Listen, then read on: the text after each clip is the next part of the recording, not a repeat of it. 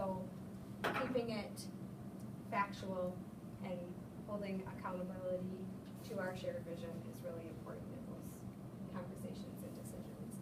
And as professionals, I think you have to encourage them to solve their own problems sometimes too. You know, you look to an administrator as being a problem solver, or maybe not, but you have to encourage them to go back and deal with that too, because they are professionals. If you look back at your career, when you first got into the district and you had to make that difficult conversation with that difficult staff member, was that a difficult time again? Oh, yeah. When you first started? Oh, yeah. I mean, how would you handle that then if you started there and you did not have experience at that district that, say, like a school teacher that was there for 10 years after, 10 years prior? Look back at your career, how did you? It's a tough question. It is a tough question. It is. I think the important thing is you have to be a good listener. You have to be able to give that teacher, that staff member, an opportunity to speak and be heard. You know, Stephen Covey was, for me coming through the program, he was it. And understand before being understood. I just can't emphasize that enough. It's so tempting for us at times to step in and try to fix something right away. And we don't hear somebody out. We don't listen to them. And if, looking back, I think at times I probably tried to jump in and try to fix things right away before. At times I can help them better by listening to them. And then taking a little bit of my own time to think through it, decide. Does that help? Does that help you at all? I mean, that's a great explanation, understand before you try to make it understand. Because if you're trying to understand what they're saying, maybe they can come to a better understanding of what they need to do too. I think it's hard when you're new, the trust isn't there, no matter how much time and effort you put in. It's not there even necessarily after the first year. And maybe there's no reason somebody shouldn't still trust you after that first year. It's just still not. And when I was in Ettrick, I was the 5th principal in 6 years or something. And at Evergreen, they haven't had the same level of turnover, but I can tell you that people kind of say things along the lines of, well, we want to trust you, we're just still not sure. It's just, people take things very personally, and so, yes, you have to learn, and you have to take time and build those relationships, but either way, you have to make tough decisions, even within the first year. You just have to be professional about it and stick to what you know that the building and the students need. So Paul, we have time for one more question, so I will let you choose which of the remaining questions you would like to ask. Paul, Laxton. Yes.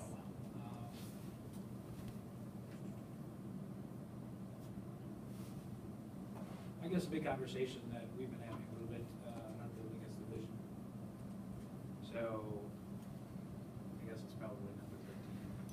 What happens if you're not there? I mean, that's probably going to happen to the majority of us. You're going to come into a district where the vision has already been set forth, and you hopefully have found a building or a district that you have read the vision, obviously, and what happens if you're not there when that vision was developed? Any of you been in that situation where you come in and what do you do? I'll just speak for me coming in first year. For me, I was just very upfront with them in the beginning and said that really to start, I have a 2-part process, and the first is to get to know the students and families and staff and to get to know people. The second is to kind of do a systems analysis. What works and what do we need to work on? And to just be honest and tell them I'm going to take it in. So what I'm not going to do is to come in and think that I have all the answers. And I've done it this way before, so this is how we're going to do it now. respect their past practice and their past commitments enough to come in and give the time to see what works, what do I think we could do better. I found that they respect that. And then if there is a tweak in the vision, that they're a part of creating that vision. That they have input on what they feel works well.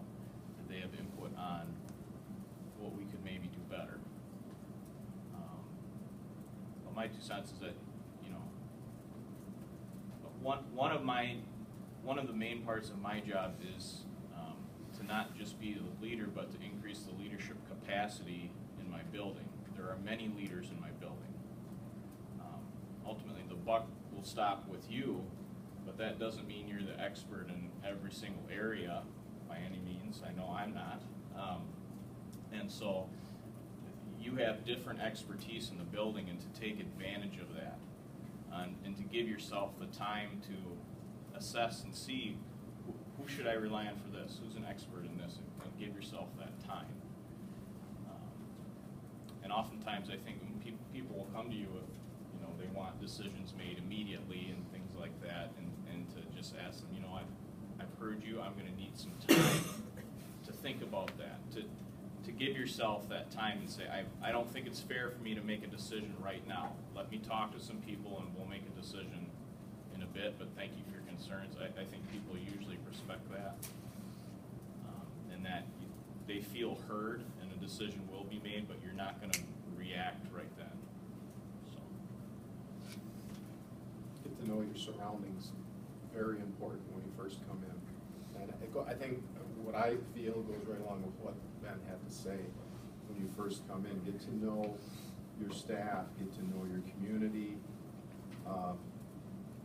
It's hard to resist making some big decisions right away, but I think you really need to rethink that. You need to take a look at the vision, see where you are, and then move forward. Yeah. Can I ask a question about that? My administrator said she came in newly after 17 years of having a previous principal, and she said this first year I'm going to just see how the system works and build those relationships, whatnot.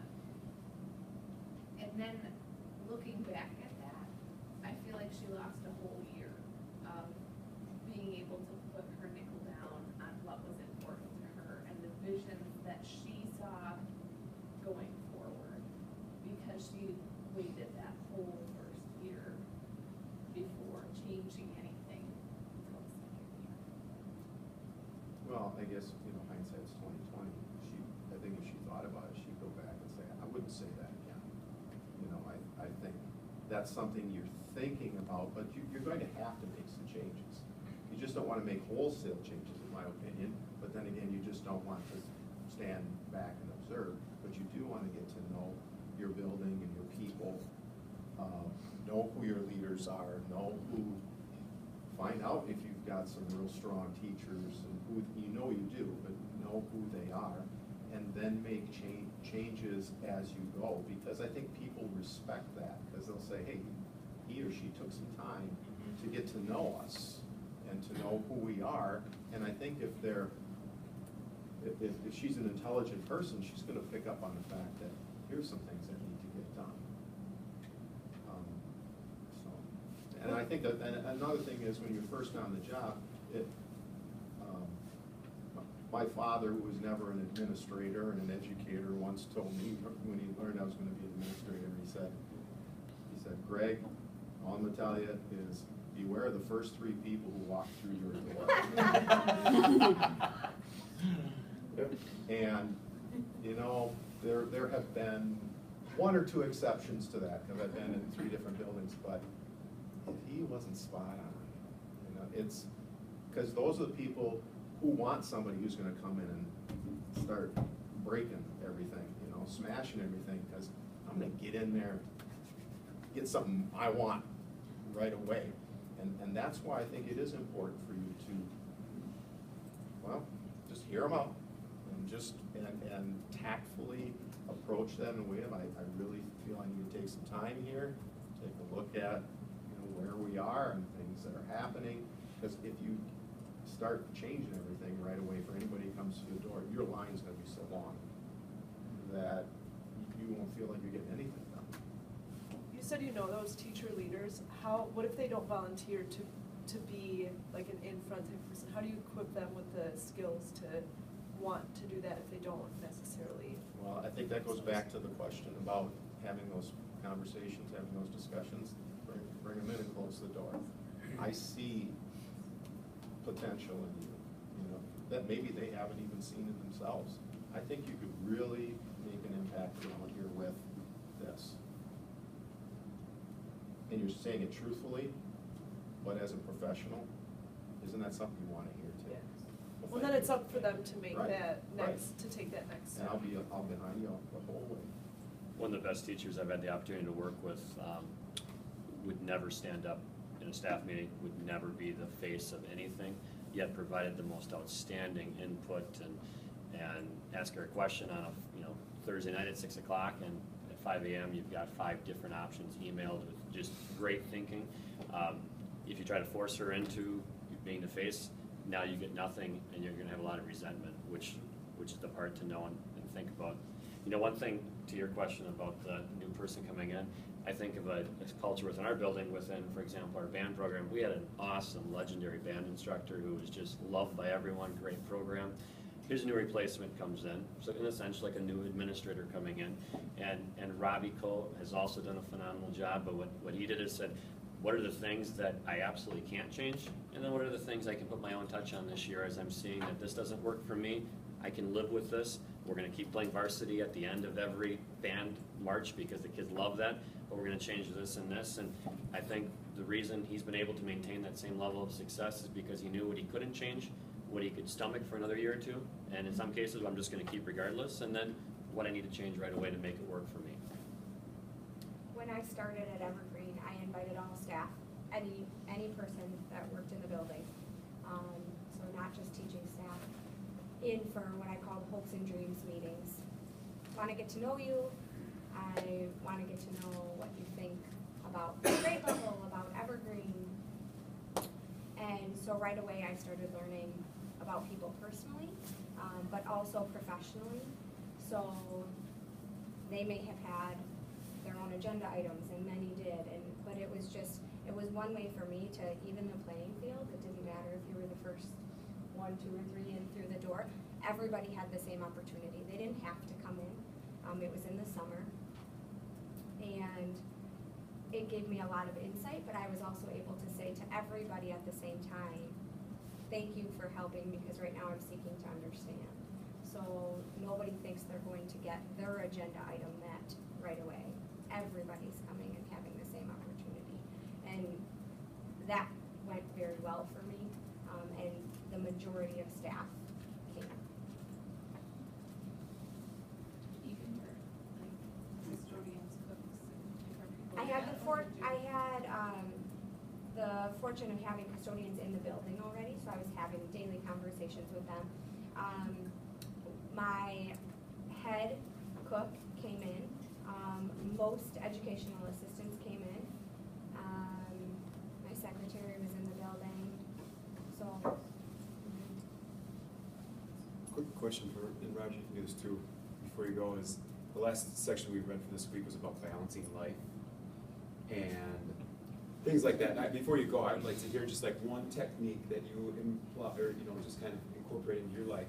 It talked about technology as far as when you return calls and how you do your emails, but just all of your families.